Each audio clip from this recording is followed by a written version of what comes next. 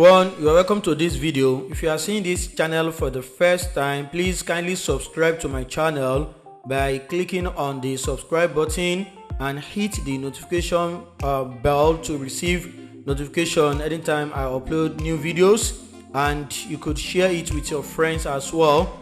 I'll be glad to see your subscription as it means a lot to me. In this video, I'll be discussing introduction to Venn diagram. So before you, we have two different Venn diagrams, one with two circles and the other with 3 circles. So let me explain the parts. One of the challenges students face when it comes to Venn diagram is that they don't understand the Venn diagram itself. So that is the major reason I want to explain this before I start Venn diagram. So you need to understand every part of the Venn diagram, and once you understand the whole part, then you understand it better. So let's start with the first diagram here. So here we have a rectangle.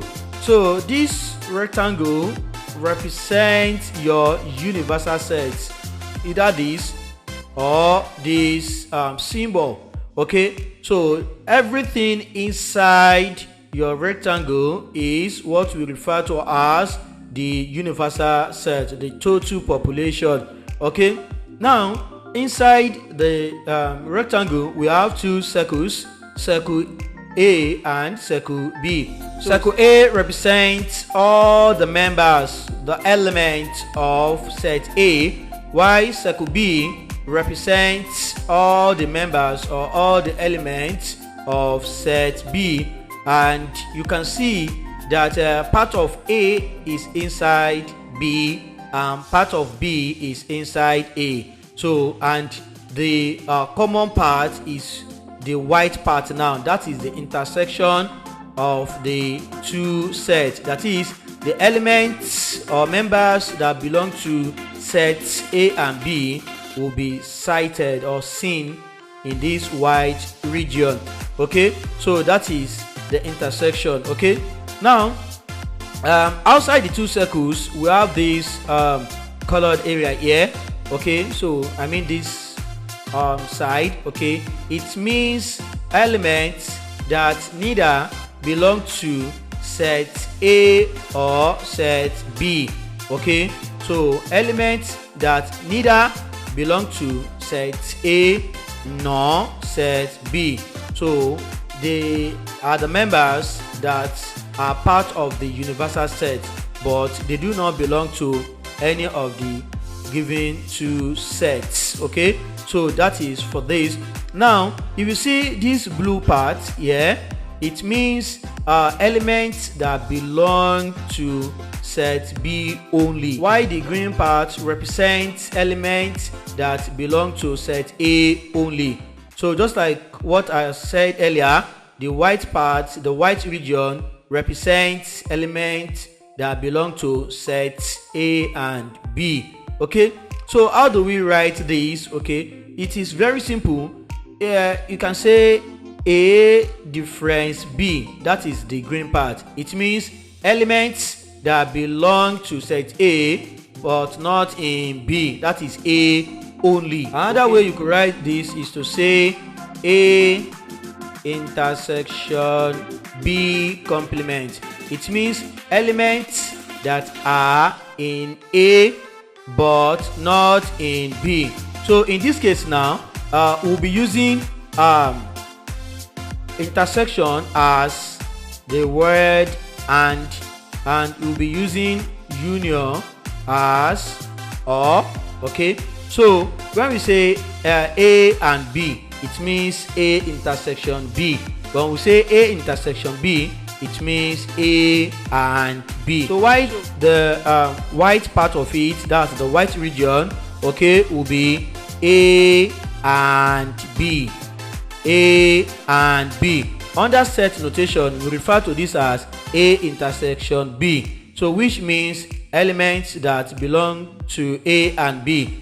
Okay, and in this case we could call it A and B, elements that belong to A and B. So that is that region. Okay, So the outside here, outside the two circles but inside the rectangle, is what we refer to as elements that neither belong to set A nor set B, and it is denoted by A complement, that is not in A and not in B.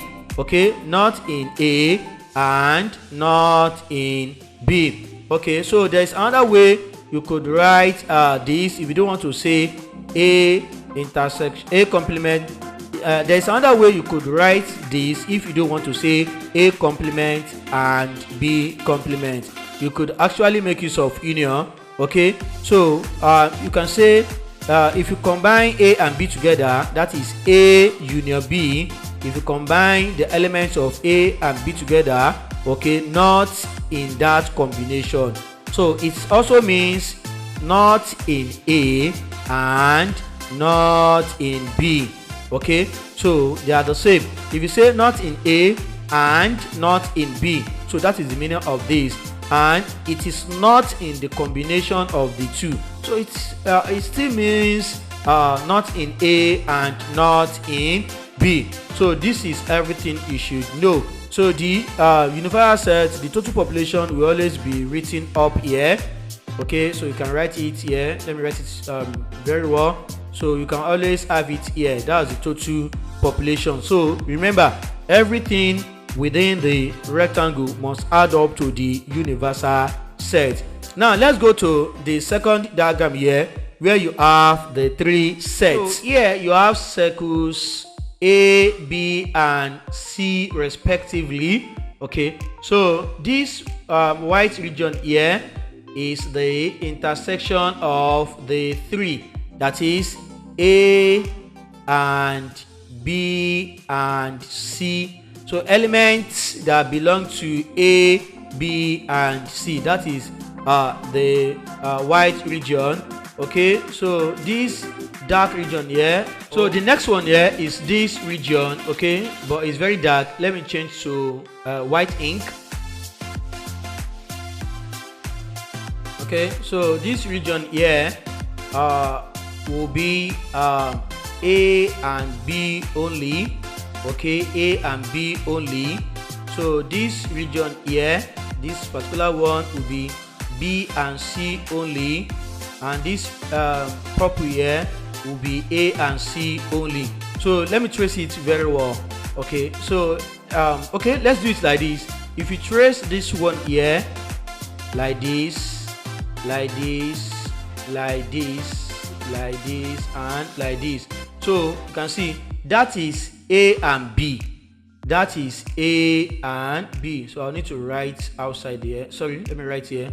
So it means A and B. Okay, but it does not imply A and B only. Okay, because you can see part of it is inside C. Okay, part of this is inside C. So that is why you cannot refer to it as A and B only. So when you say A and B, and you have three sets, it means part of the other set, the third set is inside it, and this is this region here. So can you see my cursor? So the part of A and B which is inside C is from here to this point here. So A and B does not imply A and B only. So if you have three sets, you should know that part of the third set is inside it. So if you want to get A and B only, yes, I will show you now. So I will need to remove the part of C now. So I'm rubbing off this. Okay, so A and B only will be this region now. Can you see it now? That is A and B only. But if I include this one, it does not mean A and B only, but A and B, as part of C is inside it. Okay, so let me take another one. I'll need to rub off this. So let me circle another place. So if you take this one here like this, that's the purple, like this, the whole of this, if you take it up to this place, okay, it means A and C. Okay, it does not mean A and C only. Why? Because part of it is inside B, okay, which is this part. Let me rub it off, okay. Yes, so now if you are from here, okay, to this place now, okay, that is A and C only, because there's no part of B inside it. So let me take another one. So if I take this one here, from this point up to this point, then down again, okay, so that is referred to as B and C. Mind you, it does not mean B and C only. Why? Because if you look at it very well, part of it is inside A, so that means it is not B and C only. So if I want to have B and C only, that means I have to rub off this part, okay, then it will now be from here down here up here, then it will stop here. So this is B and C only, okay.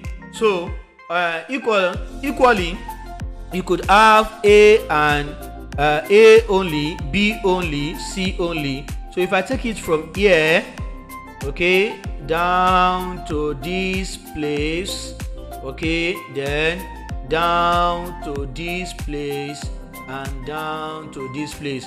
So this is referred to A only, okay. So that is referred to A only. Let me take that again. So this is referred to as A only, okay, because no part of it enters another sides of B and C respectively. So that is why it is A only, okay. But if I include it like this, the complete circle A like this, the complete circle, okay, is not A only, because parts of B and C are included, okay. So let me rub off this and take another one. So if I take let's take circle B, okay. If I start from here and let's draw like this, like this, like this. Oh, sorry, let me retake that. So let's take circle B. So if I start from here like this, like this, like this, and like this, okay. If I take the complete circle B, it does not mean B only, okay. It means that part of A and C are included. So if I want to have B only, that means I have to rub off this side, okay. Then I will trace it like this, and like this. So this is what we refer to as B only, okay. So if you now take the outside of the three circles but inside the rectangle, so we are going to have this. It will be not in A and not in B and not in C. So that's what we're going to have. Not in A and not in B and not in C. So I showed you earlier that there's another way you could write this. So that would be not in the combination of the three, which you could, that would be union. So and this is how you write it: A union B union C, okay, complement. That is when you combine the three elements, it is not there. So which is the same thing as not in A separately and not in B separately and not in C separately. So they are the same. So if I say it is not with the three sets, it's the same thing as it is not with A, it is not with B, and it is not with C. So they both mean the same thing. So if you want to have A only, that means you have to switch off B and C. So that will be A intersection B complement intersection C complement. So that is A only, which is this region, okay. If you want to have B only, okay, it will be that means you have to switch off A and C. That will be A complement intersection B intersection C complement. That is B only. If you want to have C only, that means you have to switch off A and B. So you have A complement intersection B complement then intersection C. So that is C only. And if you want to have this side, so this purple side, okay, let me use this one. If you want to have this side, that is the intersection of the three to be A and B and C. So if you want to have A and B, let me change my ink again. So if you want to have A and B, it will be from here to this place. So that will be A and B. But if you want to have A and B only, which is this side, okay, let me indicate it again. A and B only will be from here, then it will not reach the white side to this place. So that is A and B only. So in this case, we have to switch off the C. Okay, it will be A intersection B intersection C complement. That is A and B only. So the same thing, if you want to have B and C only, that means you have to switch off the A. So it will be A complement intersection B intersection C.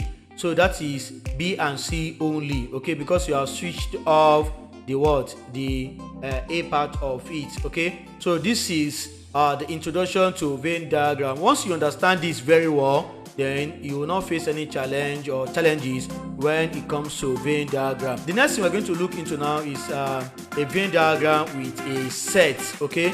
So when you have a Venn diagram, with a set, okay, so it's very simple.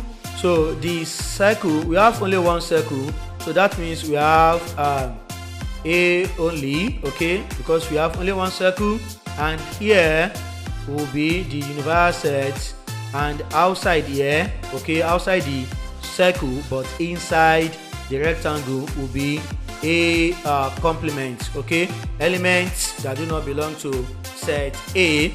So let's look into another one. We have three sets here, that is three circles, okay, but set C, the whole set C is inside set A. That means all the members of set C are in set A. So let me write an example here. You have set A, okay, to be equals to, let's say, 1, 2, 3 and 4, okay. Then set C will be 1, 2 and 3, because all the elements in set C must be in set A. And then you can see that there is intersection between sets A and B. So that means set A and B should have a common element, at least one, okay. So let me put 4 here, then I can put 5 here, okay. So now if I want to fill this, now all the elements in set C are inside A. So let me start with set C. I'll put 1 here, 2 here and 3 here. So that implies that I have filled 3 elements into set A, because the complete circle C is inside set A, okay.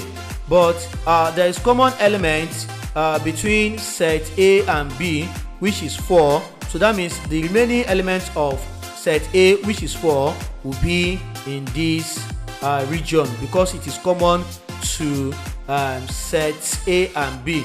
Now for set B, I only have one element left, and that is 5. So I'll need to write the 5 here, okay. So this is how you illustrate this. So let's assume that you are not given this, so you can rub off this. Let's say you don't have this, okay, but you only have the diagram and you need to get this. So what you need to do is that set A, okay, will be equals to what now? Let's see, 1, 2, 3 and 4, okay, 1, 2, 3 and 4, because all the elements in set C are also in set A, and I have 4 here. Then set B, okay, will be equals to 4 and 5, because 4 is common to A and B. So I'll write 4, 5 here, 4, 5. Then for set C, I have just 1, 2 and 3. So that's how to deal with that.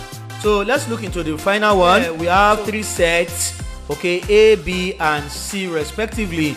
but something is interesting here. So we have part of C that are in A, and part of C are in B, and then part of C is common to A and B. This is very interesting.